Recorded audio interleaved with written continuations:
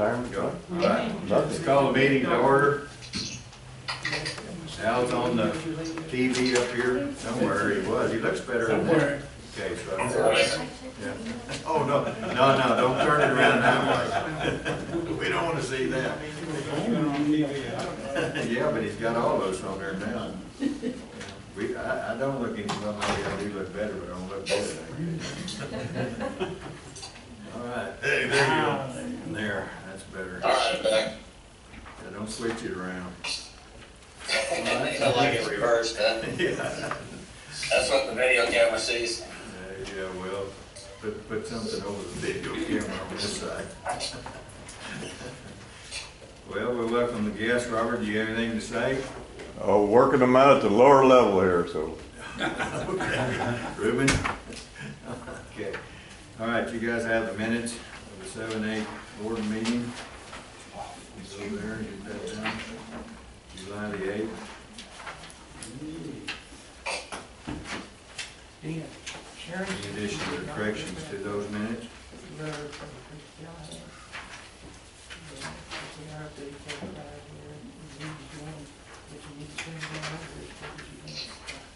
So are none, I entertain a motion to approve as presented. Larry makes the motion, is there a second? Indar seconds. All in favor say aye. Aye. All opposed, same sign. Okay. Motion carried. All right, married girl.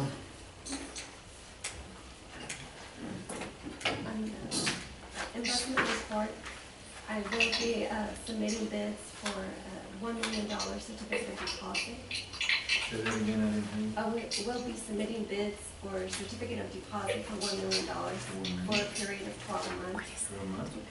And we do have several CDs that will be maturing in between in case we do need to. Right. We have one in September, December, and in March.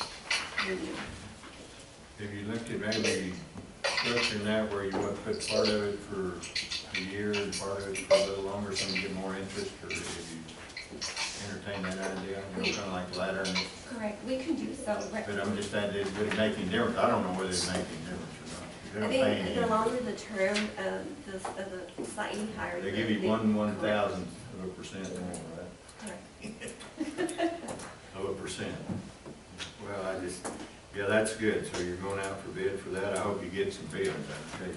We do have a 3-year, a 1.5-year, and 2 1-year CDs, and a 6-month at this time.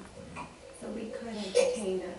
Well, if it's worth it, I mean, look at the possibility of what it would be, I think, because, I mean, you make sure it doesn't affect your cash flow and your need for, you know, when you need money, but you may get a little bit more out of it, you don't get much. I hope we get somebody to bid, to be honest with you. Maybe. Banks are not really looking for a lot of money. Excuse me, go ahead. Any other questions on the investment report? Y'all know we closed the deal on the quiet drain, and that's when we got the money. I was gonna say, that figure was a lot better, when you had that in there, didn't it? Yeah. And we also received the 2 quarterly payments from PSC as well. So that was about $1 million also. We had a pretty good month. Yes, we did. But you know, that means you have to have a better one next month. That raises the bar pretty high.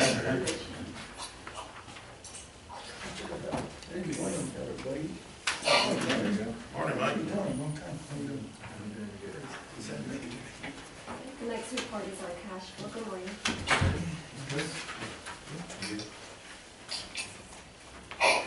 And as you can see at the end of the report, we do have the net income, which, as we requested this morning, nets out the revenue and the expenses for the month, for the fiscal year from September to July, and also the annual budget. Al, Yes. could you turn down your volume somehow? Now we're here, you shuffling papers or whatever you're doing there. It's You're interrupting the meeting. shuffling on your side, but let me see what I can do. Stop it. Just turn the volume down a little bit. Okay. Okay, let's see, yeah, you can quit playing with paper, people. Go ahead, Mary. So see on our revenues, Yeah, I like that. with the bladder drain and also the PSB, we've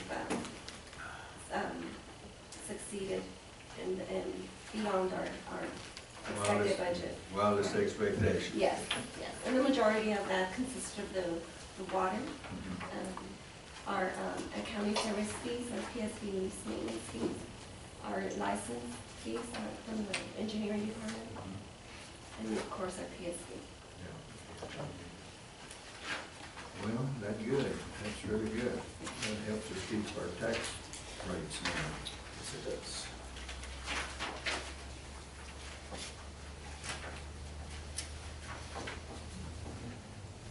Do you have any other questions on the cash flow?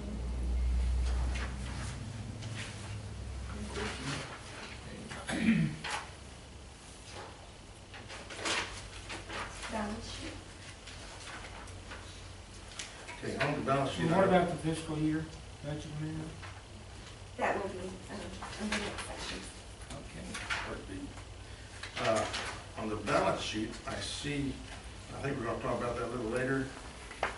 On page 2, where you show the structure, that's related to what we're gonna discuss later, where maybe we would put an asterisk and an explanation similar to what we're getting on our financial Financials. So statement, do we want- possibly.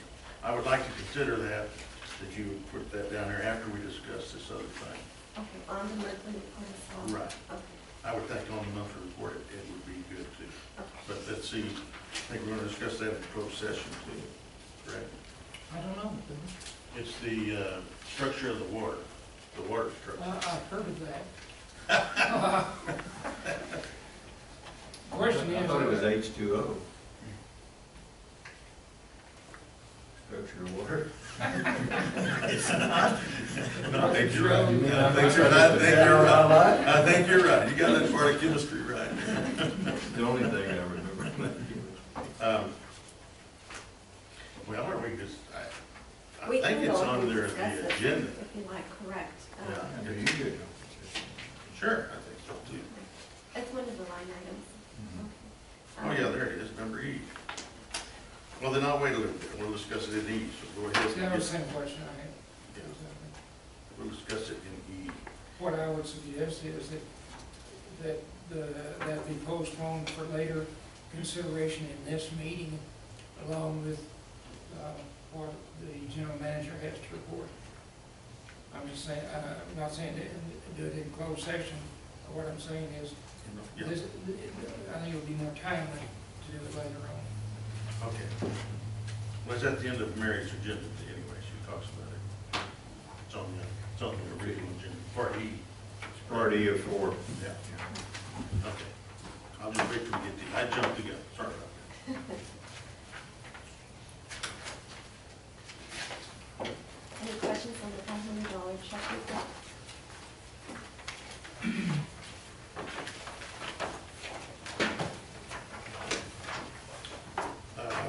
Page 2 of 4, at the very top, roof resurfacing, is that this roof? No, that's the Nick- building next. Next door, where we have our, Oh, okay. where we have our records, we had a bad leak that, you know, we needed to replace. From some of these rainstorms? Yes. Okay. Yeah, because I thought this metal roof, I said, we're already having trouble. No. We, Okay, yeah. all right. And then page 3 or 4. 1, 2, 3, fourth line down, El Paso Water Utilities advertisement collaboration. Yes, that's a program that we've been doing for the last 3 years on illegal dumping, on advising the public of how dangerous water canals are, you know, keeping track of their kids, not letting them go near the canals and so on. That is a very reasonable percentage of for what we get out of it. The PSB picks up, or El Paso Water Utilities picks up the majority. I think their budget is a little over 150,000 because of their TV and billboards and all that. And they've, you know, we've been doing it the last 3 years, Lisa, in cooperation with them. And it works because we get a lot of people reporting illegal dumping into our drains mostly. And there are some billboards in El Paso, if you notice, PSB has, and we are recognized on the billboards. Okay. No, because I'm always driving, I don't look at those. No, you're always on the telephone driving. No, not me, never. Are we still getting the best bang for the buck for diesel fuel costs? I think we have a vendor. Yes, we, Still, monthly, our purchasing agent will go out and, we just met with Alon last week. So we keep on top of it. That's just a lot of money we spent. Yes, a lot of money, and so we always try and get the best price we can. Oh, we can go check it out. We spend a lot of money to run the well. Yeah, That's true. a huge That's thing. so true. Yeah, it was a bunch of Huge things. thing. Wow. We may even make our budget, huh? Yes. Okay, move right along. Any other question, $500 check report? On the credit card, just to help me understand the professional development fees, I see Chewy, Lisa, and Mary all have that. Right, those are, Conferences or? those are training that we send our, for instance, our safety people just got back from a training that we sent them off to Austin on. It's all budgeted items that you all approved. And then we, as those conferences come up or that training comes up, we send our staff. Rose has been to it, Sonia's been to it, Lisa and Mary have been to training on different, their field, and Pete and Robert also. And So, Chewy? Uh, And Chewy, were they able to teach an old dog new tricks? They do. They did, okay. I know he was an old dog. Well, a young dog. Young dog. Chewy and I are about the same. There you age, go. so he's a young. Not that far behind, right? That's right. So not necessarily because they're under our line items or our credit cards, does that mean that we're traveling? Like, the majority of mine is for other, Okay. they use my credit card to get tickets for If other employees. anything, Mary's falling behind. It looks like she's. And Lisa's, she makes all the arrangements for us sometimes, and so that's why it reflects on her credit card, and so does Mary's. It depends on who's available at the time that Sharon or whoever's making the arrangements makes the arrangements. Okay. In fact, I've done very little travel, just for the record.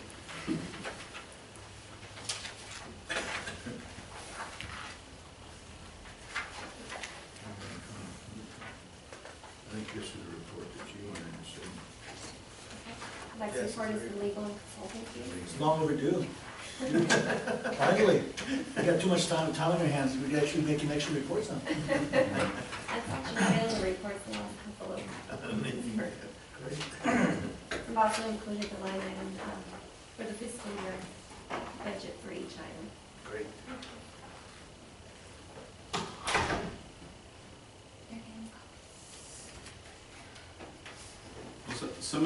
Before we get off the credit card, some of that that we have, those charges includes travel for next week for the Supreme Court case. So it really shouldn't be professionals. Well, You're not giving yourself. yeah, I guess we could break it down to, Pretty where it belongs.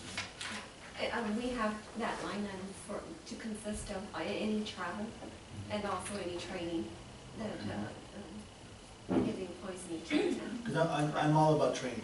I'm all about making sure our staff is properly trained for anything. So that professional development is not just specifically for training. I might just comment for Miguel's question. This litigation, and it's not simply the Supreme Court case, the U.S. condemnation case is taking more and more time, but the Supreme Court case is just wow. And we have things happen like on Friday, we get a notice from the judge, Wexler, that he wants to have a hearing on, yesterday morning. By Which is telephone, not the at Supreme 10 by Court telephone. case. That's not the Supreme No, Court case. No, that's the adjudication case, but they're kind of linked together, locked together. And, the hearing actually went all day long, but the part that we were interested in, we thought ended at noon. But it started at 9 a.m. And, there were like 20 lawyers involved, only 4 of whom made, arguments.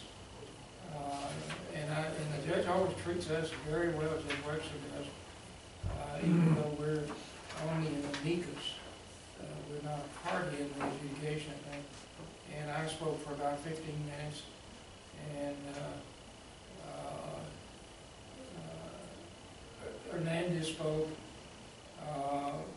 The big speaker was Lee Leininger, and he spoke for like an hour.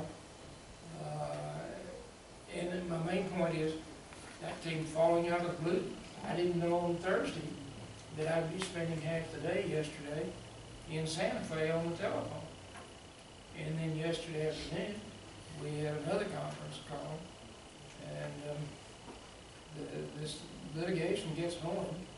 And, you know, we'd like it to end, but the special master in New Orleans is going to have 2 hearings next week on the 19th and 20th that we're going to attend.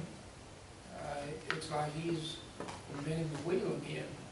He's investigating everything from square one that we've been working on for the last 25 years.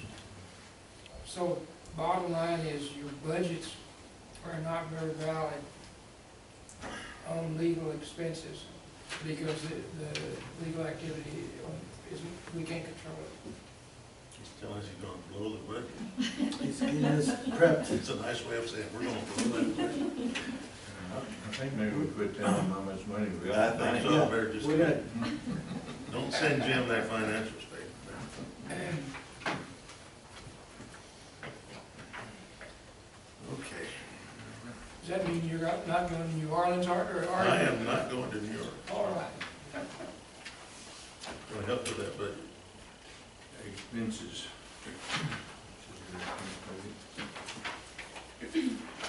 The next section is a budget amendment revision. We could move that item down to line item AC.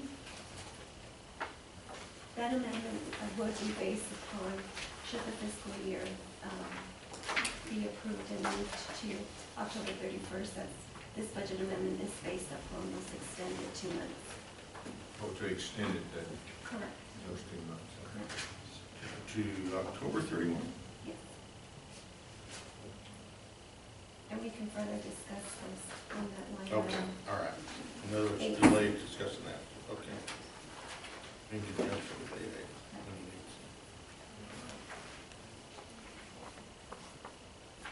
Okay, anything else? So item E, you want to discuss that under the general manager's report, Jim? I think that would be coalesced for consideration because they're so related. They need to be what? Talk about them together. Act on them together. Very good. All right, we'll do that. Also, I thought Mike Donald was going to be here. He's not here. Now, maybe he'll come in later.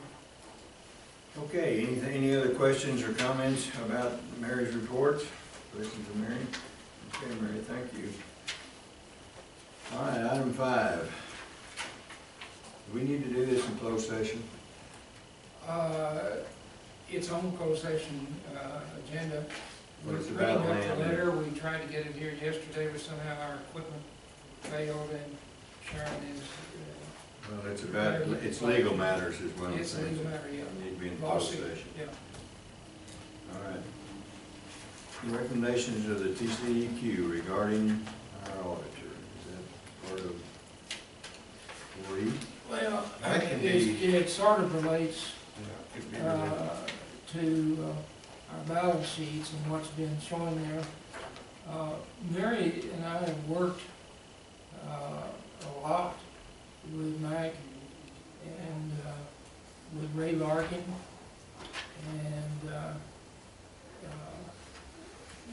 our bookkeeping, no, not our bookkeeping, but our auditing service has some questions involved with it. And we've used Bexner's and Carlson, Ray Larkin firm for many years. And last year, they nudged us and said that they noticed, the TCEQ noticed in the audit report that we had used the same auditor for many years. And they reminded us, again, as they did the previous year, that they recommend, TCEQ recommends, changing auditors once every 5 years. And so I wanted to bring that to your attention. It's a recommendation, right? Recommendation, yes. They recommend people don't throw trash in the water either. Happens every day, so. Okay. Is that all we need to talk about that? That's all I'm gonna say about it. Anybody have any comments or questions? My only concerns would be that I would request that if we're going to do something, go out on bids, that we do it next year and not this year, because that'll put a lot of stress on Mary and occupy a lot of her time. If someone new comes in this year, I mean, she'll be having to sit with them and explain a lot of things to them and so on. So it'll consume about 2 months of her time. I understand the concern and the thought process behind why the TCEQ thinks you need that. However, we're such a unique situation out here, and there are so very few people or firms in El Paso that it can even start to address this deal, that I would be very hard pressed to go by their recommendations because of the experience and what we get out of the whole process. Not that we might not do it, certainly not this year, especially if we're talking about doing any kind of change in fiscal year. And all those, it's big changes, and they know a lot about our business. They've been, they know a lot about how it all operates. And like I say, I understand the thought process, but it's not behind TCEQ's recommendation, but I'd be hard pressed to want to change any time. And even if we went out for bids, John, we don't have to. You don't need it, you can make a request for proposal. Yeah, we don't have to. We don't. So that's I just, like I say, just because the TCEQ thinks it's a good idea, myself, I don't think it's a good idea. And then, so you got this question, if we change the fiscal year, the rule is that the audit report is due 120 days after the end of the fiscal year. So it'll be moved forward into March, I guess, if we change it. Just a comment. And I think that from the standpoint of us becoming very, you've been in this range for 5 years, 3 years. How long have you been with us, Mary, in that position? In that position, 3 years. 3 years. 4 years. The first year was a burden, but you've done really well, very good at your job, or the process of accounting and so forth. So I think as we go along, the training that you're getting, it's going to allow us to become more broader in our understanding of what Judge said, the unique situation that we have as far as the district is concerned and the other team. And the day comes that we do have to change. I think we need to do it at the time when we are at the caliber where we are trained and we feel comfortable. I mean, I think you've gotten to the point where we're doing very well with the accounting side, but now that we got it to par, let's get to the point where we really understand it, so we can make these type of decisions. They're very drastic. I work with Mary a substantial amount every month. She's great. She does a wonderful job. What we're talking about is an independent auditor that she doesn't control, and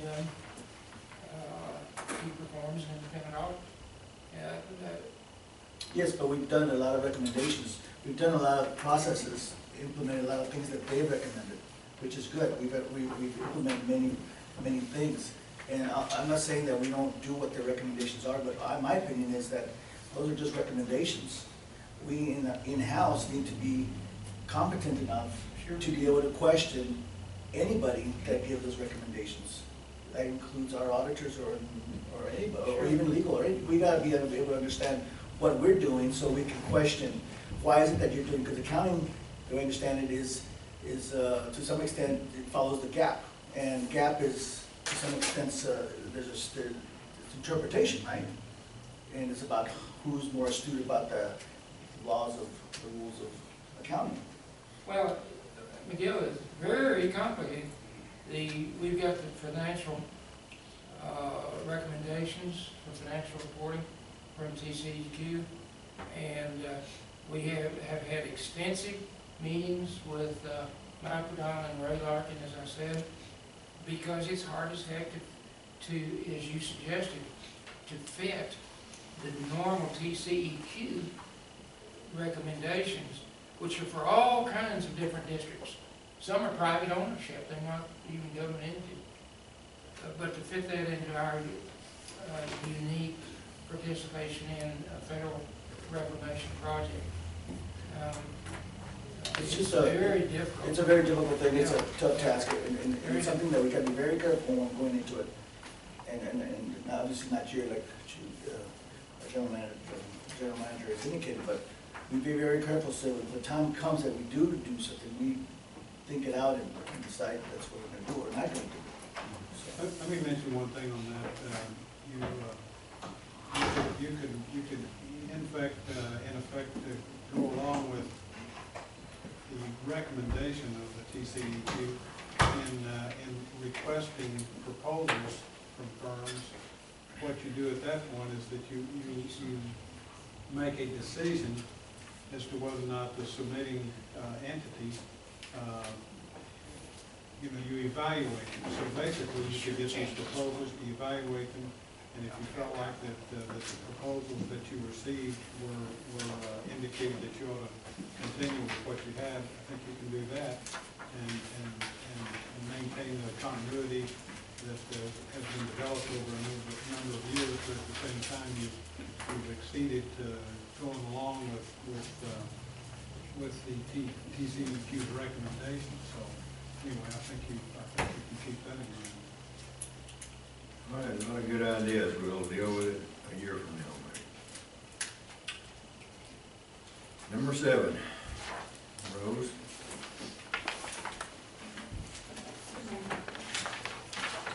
Morning, Rose.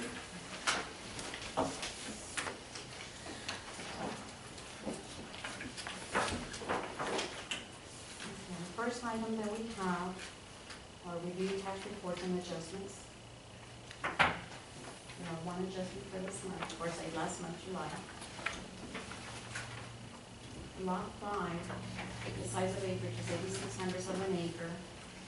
0.18 was acquired by the state of Texas for right-of-way, and this was back in 2009. We did not pick up the split, so therefore we need to remove some taxes.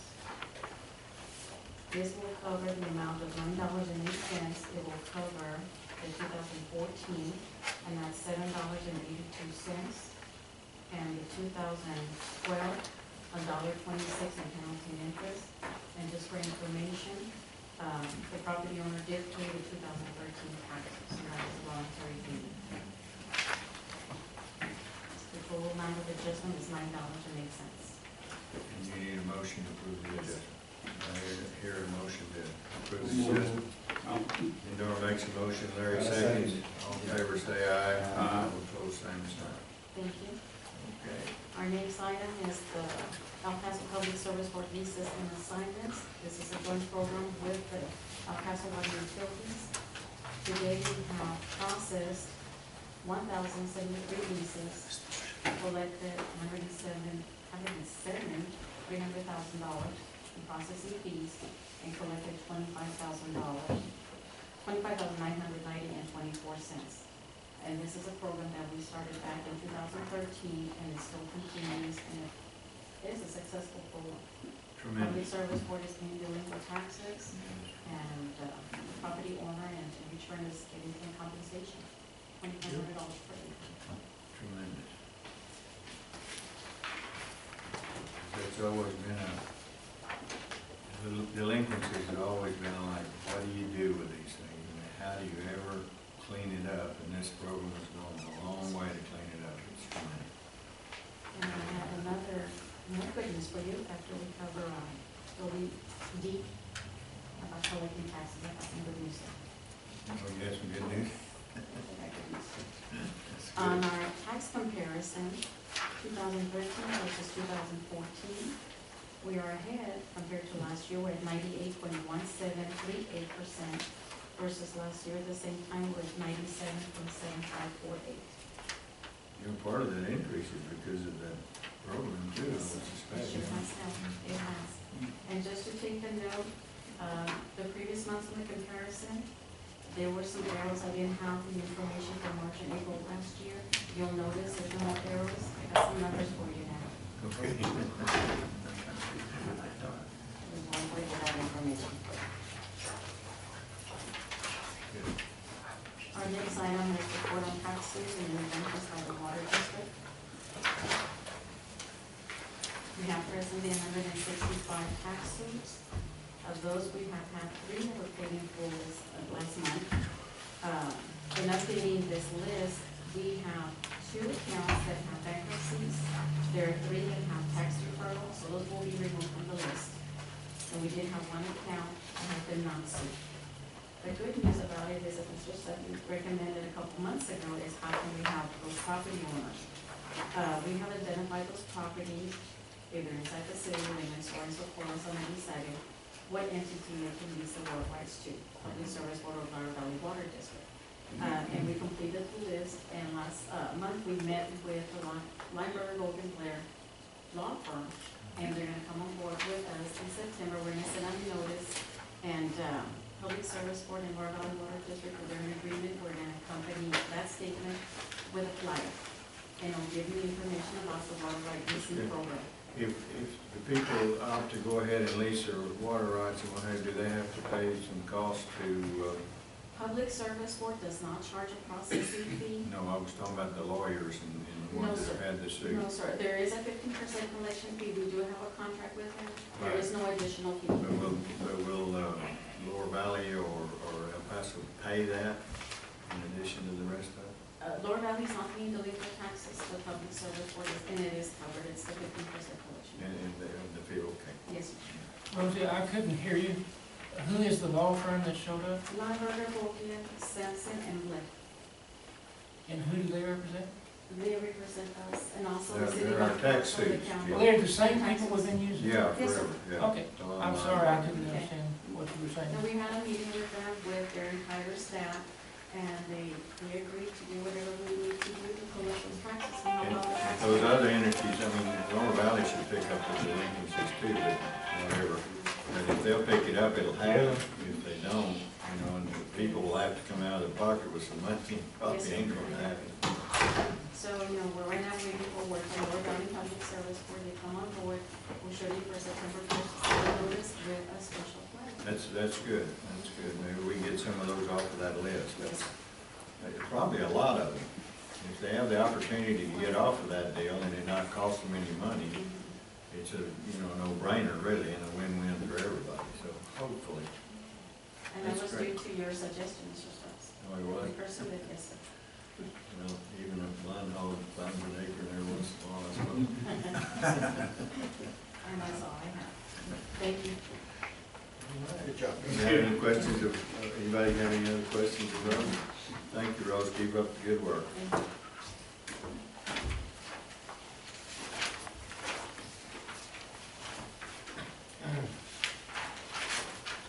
All right, General Manager. Okay, under the first item A, update on the allocation of project water. We've been doing pretty good with our allocation, making our deliveries. I attached Al's diversion allocation charges draft so you all could see the numbers. And then I also attached a daily report that we're getting from the Bureau of Reclamation now that shows the amount of water, the elevations, and so on that we have at Elephant Butte and Caballo. And they give us this report daily now. right before we have our 9 o'clock phone conference with the 2 water districts, the Bureau and International Boundary and Water. So you can see on the usable water, Rio Grande water, we've got, today we've got about 260,000 acre feet that are considered usable water. We have a balance of, how much, Al? About 120? Yeah, it depends on the allocation, I'll talk about that, but we have a significant amount of water, 108,000 right now. So we're doing well on the budget. Al, Robert and myself feel that we'll make October 1 without a problem, and we'll be able to carry over. Al's predicting, first he was conservative, said about 30,000. As of yesterday, I think Robert's losing the bet because I told him we'd carry over about 50,000. So it's looking more like around 50,000 that we'll be able to carry over for next year. And that's just what we'll have at the end of this season. So, and depending on how much we get in between October and March, and as to how we'll be sitting in March.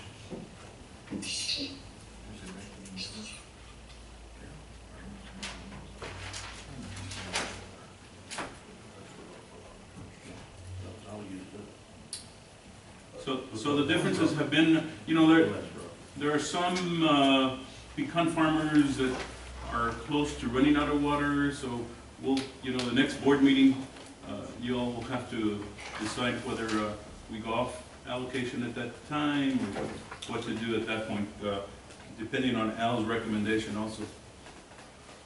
Always a pecan. There's some alfalfa farmers also. When can we expect Al's recommendation? By next board meeting, it'll be in the package. Package? Yeah. But Beforehand. any idea, I mean, any idea before the board meeting? That you can give us an idea of where we're headed? Is there a way you can give us, in other words, Al, before the board meeting, will you be able to give us a projection or an idea? Yeah, I don't know, you know, the agenda gets a little out of sync too, because his update of information, and then the next item is when I make the actual presentation. But if you want to merge those 2 items, I can make the presentation now, or however you want to do it, or you want to finish up with Chewy's items. Yeah, let's finish up with Chewy and then we'll talk about that. Okay. On item B, you know, some years back we had one of the local labor unions attempted to sign up employees to join their union. We've got that same effort that was attempted again the last month. Lisa and I did meet with labor unions and advised them we had no agreement with them, and that's the way it was going to remain. They did stretch their authority or what they can do, and they contacted some of our employees at different job locations. I have sent them a pretty good little hot letter asking them to refrain from doing that, quoting the law and advising them not to bother our employees during working hours. If they want to make contact after working hours, they can do that, but not during working hours. So anyway, I think I've handled the matter. I met with all the employees last week and talked to them about it and so on. And so as far as we know, we only have 2 that became members, and I don't think they'll have any more membership here in the next few months. So. Did you get a response from that letter yet, Chewy? No, I didn't get a response from them. You know, they had sent me a letter requesting that we change our computer system where they could get withdrawals and we could make payments to them if employees became members. And I answered back to them and I told them, after meeting with Mary and Lisa, I told them, you know, our computer is not set up for that. I am not going to make those changes I'm not going to invest that money, and you know, anybody that wants to join can make their payments to you all directly. So I did get a response back from them offering us help with setting up our computer and so on, and I rejected that also. So on this last letter, I have not gotten an answer back. I did consult with. Well, that's a violation of law.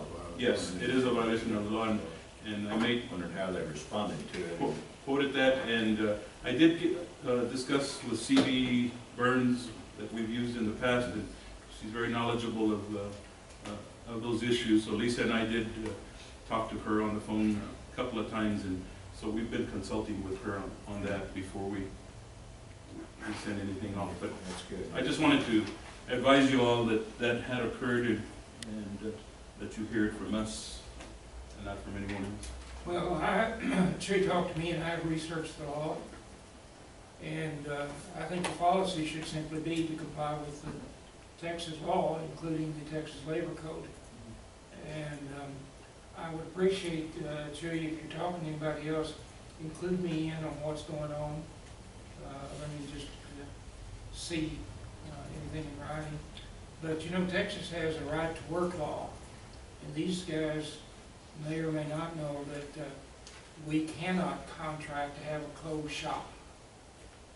We can't do that. We can't refuse to hire an employee because he's not in the union, or conversely, we don't refuse to hire him if he is in the union. He just has a right to talk to us for employment if we have an open position. And so I think that the odds are that these guys don't realize there's no way that legally you can, the district that is, can enter into a closed shop agreement with any labor union. And our employees know, and I wanted to re-explain to them that, you know, I've got an open door policy. You know, if one of their supervisors, they're not happy with you know, say they got reprimanded or whatever, they've got the right to come speak to me after they follow the chain of command. And it's worked out very well. We've had very few incidents like that. So, you know, I don't see any benefit that our employees would gain by wanting this to happen. But it's up to the employees if if they want to form a labor union, that's their business. Right. And you're not going to be involved one way or the other, and you're going to comply with Texas Labor Code. But they do it on their own time. Right, correct. Yes. Under, I think that's all I had on that item. Item C, we had discussed with you all the possibilities of changing our fiscal year on calendar year as far as budget. I did, you know, we discussed it with Robert and Kathy and Rose, because I wanted to make sure that Rose was all right with it as far as taxing and so on. And everybody's agreeable that we should change ending our fiscal year October 31st and starting the new budget year November 1. It'll work out better.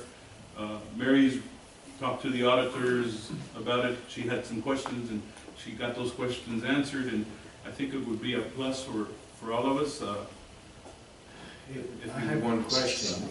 Is that the best time to change it to, or would an annual year, December 31st? Yeah, what's wrong with calendar year? Calendar year? I mean, we're all in favor of changing it.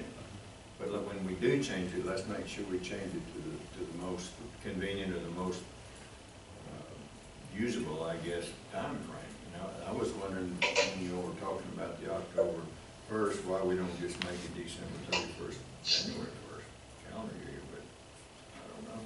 Well, see, for That's Rosie's purposes, that'd be best. Since your taxes are levied on a calendar year basis, regardless of when you send out bills, and regardless of when they become delinquent. They become delinquent on January 31st or February 1st of the year following. But since your taxes are on a calendar year basis, it would seem to me that you'd have to really consider that strongly. Well, you know, that was a question for me. I don't know what's the best, but y'all would know better. You want to capture your income and your expenses at the right time. and November to October would be the obvious, Why, the best possibly. Why is that? Why do you say you want to capture them at the right time? We do assess in November, so we start receiving those payments, those revenues, November, And that December, starts flowing January. in Correct. to New Year's. So if we would start in January, then we're not capturing the November and December payments that are coming in. I don't Capture them, understand. but you I don't capture them understand. in a different year. Correct. Okay, what you're saying is when the income comes in, it should be attributable to all taxes for 2015 this year, and it starts in November and goes forward. Well, y'all Doesn't know- matter to me, I mean, I just make sure when we do this, that it's. What you do is you make your assessment, your determination. Well, we send out a It relates tax. back to the first of the year. It goes backwards, but then your First of the notices that go out, it But would she's start talking going about out in that- late November. You have a statutory application, which means they're not delinquent until after the first of the year. I understand that part of it, you're talking about the taxes, but for what she's talking about to keep the cash in each fiscal year without having to have separate accountings and bringing things forward.